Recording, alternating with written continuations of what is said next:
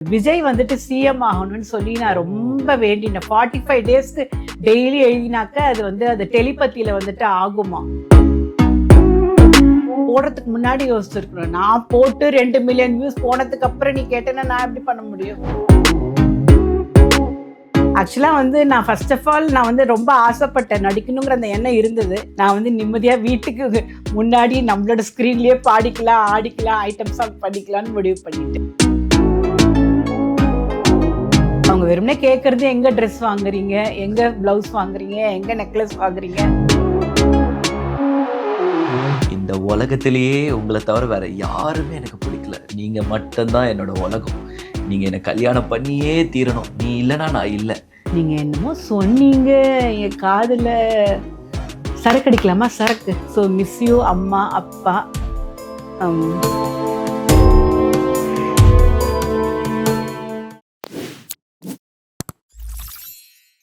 இந்த பாட்டை ரிஃப்ளிகா பண்ணி ஆகணும் அப்படின்னு எதனா நினைச்சு அந்த இடத்துக்கு போய் அதே இடத்துல நான் அதே மாதிரி ஒரு ட்ரெஸ் போட்டு டான்ஸ் பண்ணணும் அப்படின்னு எதனா சாங்ஸ் இருக்குங்களா? எனக்கு இருக்கு. எனக்கு அந்த மார்கழி திங்கள் அல்லவா எனக்கு பண்ணணும்னு ஒரு ஆசை இருக்கு. என்னோட டான்ஸ் டீச்சர் கிட்ட நான் ட்ரெஸ் கேட்டிருக்கேன், அப்பாவும் அரேஞ்ச் பண்ணியிருக்காரு. ஸோ கூடிய சீக்கிரம் அந்த டான்ஸ் ட்ரெஸ் போட்டு எனக்கு அந்த மார்கழி திங்கள் அல்லவா பண்ணணும். ஏன்னா அதில் வந்துட்டு இயற்கையாகவே அழணும் இல்லையா, அது வந்து எனக்கு ஆட்டோமேட்டிக்காகவே வந்துடும். அதனால வந்து நான் ரொம்ப கான்ஃபிடென்ட்டாக எனக்கு அது பண்ணி அந்த அழுக வரணும் அப்படின்னு. கண்டிப்பாக விந்தியா மேம் இந்த வீடியோ பார்ப்பாங்க, பார்த்துட்டு உங்களை கூப்பிடுவாங்க. ரீசெண்டாக தான் நான் விந்தியா மேமை சந்தித்தேன். கண்டிப்பாக இன்னொரு தடவை சந்திக்கும் போது உங்களை பற்றி சொல்லுவேன். நீங்கள் அதுக்குள்ள அந்த வீடியோ வெளியிட்டுருவீங்கன்னு நினைக்கிறேன். கண்டிப்பாக. இப்போ எதனா ஒரு இப்போ நடிகைகள் இருப்பாங்க, இவங்கள மாதிரி நம்ம ஒரு பொசிஷனுக்கு இன்னைக்கு நான் போகணும் அப்படின்னு நினைச்சிருக்கீங்களா? இல்ல, அந்த மாதிரிலாம் இல்ல. எப்ப சின்ன திரைக்கு வர போறீங்க, வெள்ளி திரைக்கு வர போறீங்க? ரெண்டுமே இல்ல. எதனால? எனக்கு தெரியல.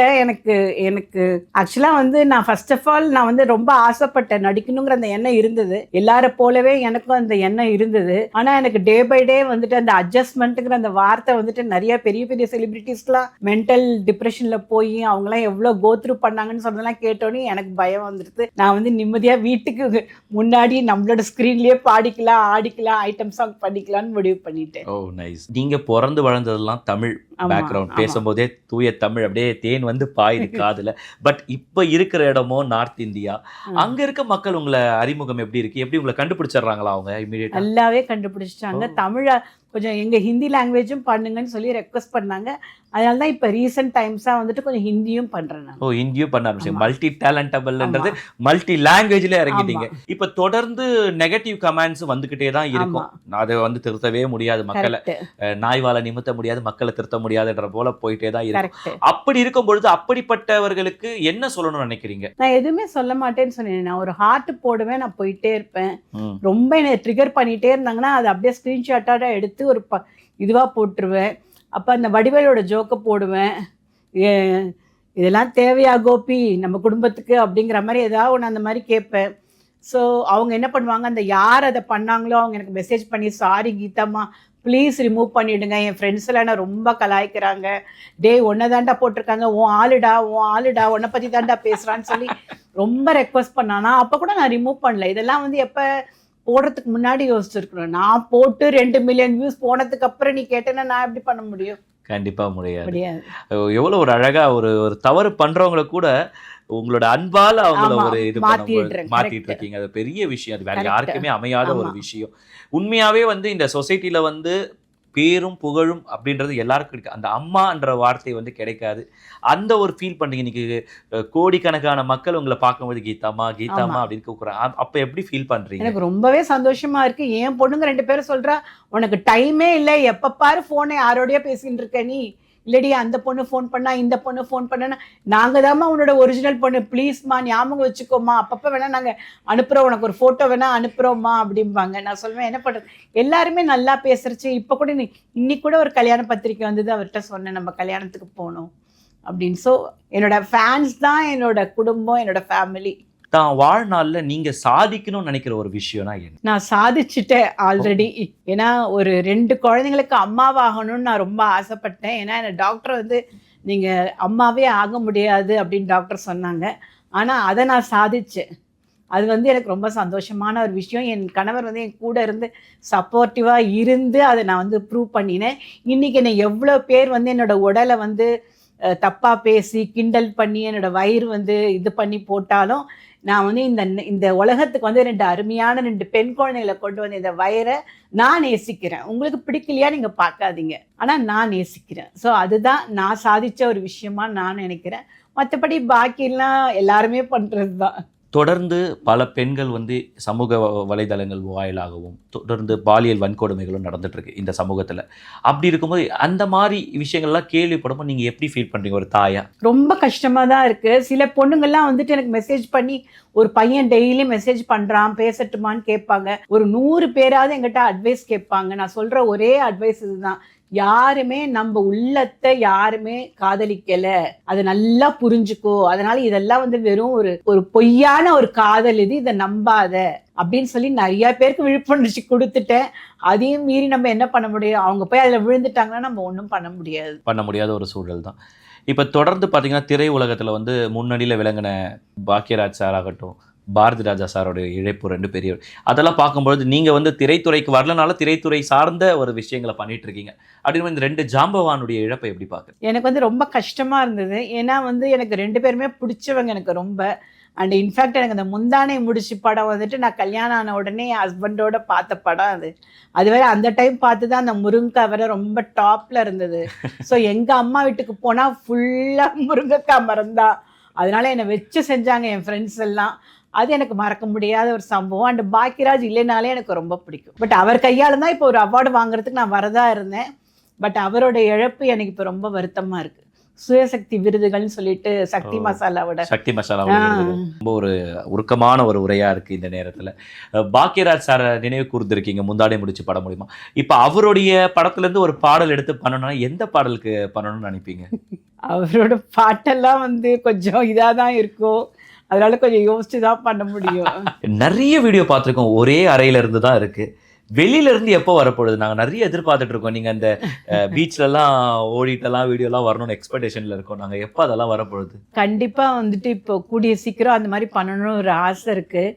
ஏன்னா ஒரே ரூம்லேயே ஒரே நாளில் 20 வீடியோவும் ஒரே இடத்துல தான் எடுக்கிறேன்.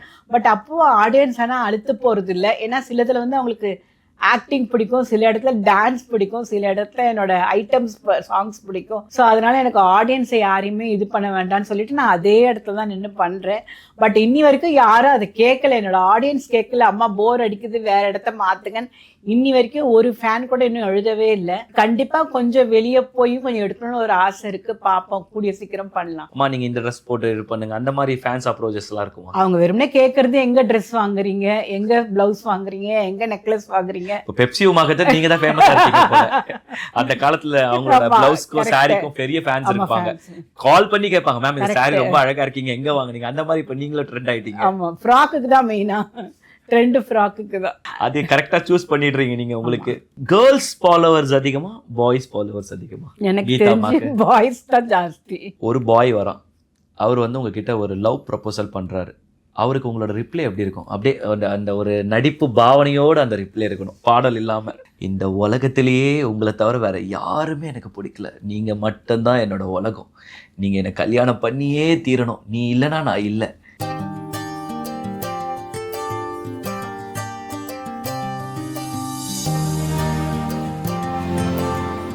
தேங்க்யூம்மா, தேங்க்யூம்மா.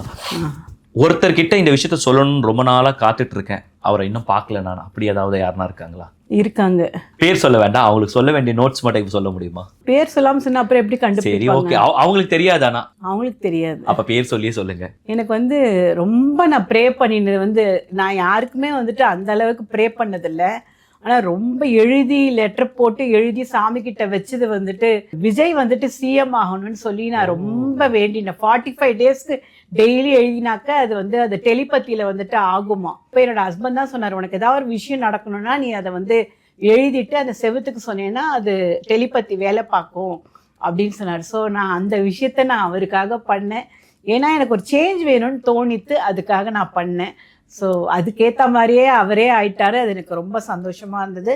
அண்ட் அதே மாதிரியே வந்த உடனேயே எல்லாத்தையும் கரெக்டாக பண்ணவும் ஆரம்பிச்சிட்டாரு.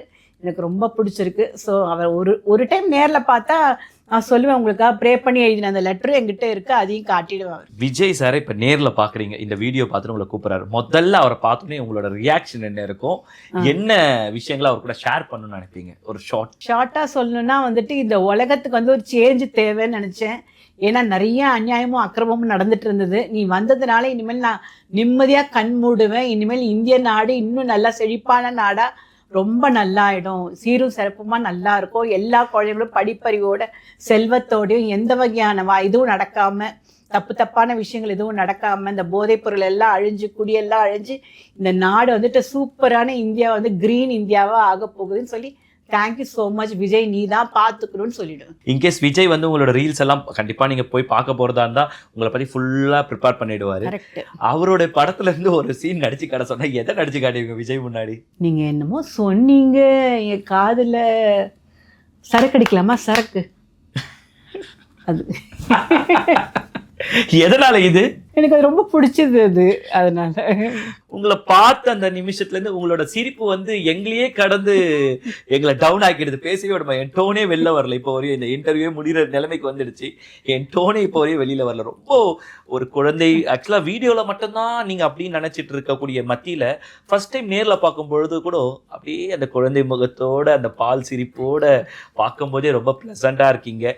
இந்த நேரத்தில் உங்கள் அம்மா அப்பாவுக்கு என்ன சொல்லணும்னு நினைக்கிறீங்க? நான் வந்து நிஜமாவே எங்கள் அம்மா அப்பாவை ரொம்ப மிஸ் பண்ணுறேன். ஏன்னா அவங்க வந்துட்டு என்றைக்குமே வந்து நான் ரொம்ப நல்லா வருவேன்னு அவங்களுக்கு நல்லா தெரியும். ஆனால் வந்துட்டு எனக்கு கரெக்டான பாதையை நான் யூஸ் பண்ணலேன்ட்டு ரொம்ப ஃபீல் பண்ணிட்டு இருந்தாங்க. பட் நான் கல்யாணம் ஆகி கொஞ்ச நாள்லேயே அவங்க இறந்து போயிட்டாங்க.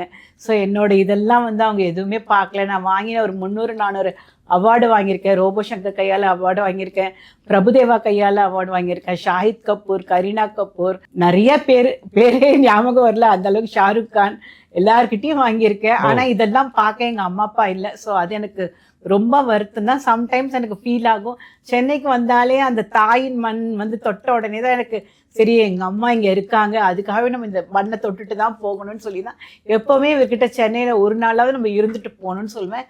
அவரும் அதுக்கு ஏற்ற மாதிரியே பிளான் பண்ணி என்ன பண்ணுவார். இப்போ இந்த நேரத்தில் உங்கள் அம்மா மேலே இருந்து கேட்டுகிட்டே தான் இருக்காங்க, பார்த்துட்டே தான் இருக்காங்க.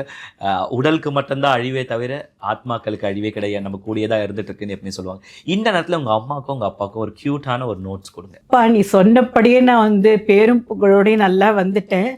ஆனால் நீங்கள் தான் பார்க்கறதுக்கு இல்லைப்பா. அதே மாதிரி அம்மா சொன்னாங்க, உன்னோட அழகு தான் உனக்கு வந்து ரொம்ப ப்ளஸ் பாயிண்ட்டு. நீ சிரிச்சே எல்லார்கிட்டையும் காரியத்தை நீ வாங்கிடுவேன். உன் கண் அழகுக்கே எல்லாரும் மதிமயங்கிடுவாங்க. நீ பேசவே வேண்டாம், கண்ணால் பேசிய எல்லா காரியத்தையும் நீ சாதிச்சிடுவேன்னு சொன்னாங்க. ஆனால் இன்னைக்கு எல்லாமே நான் பண்ணிட்டேன். ஆனால் நீங்கள் தான் இல்லை அதை பார்க்குறதுக்கு. ஸோ எனக்கு அது ரொம்ப மனசு கஷ்டமாக இருக்குது. ஸோ மிஸ் யூ அம்மா அப்பா. சாரிங்க.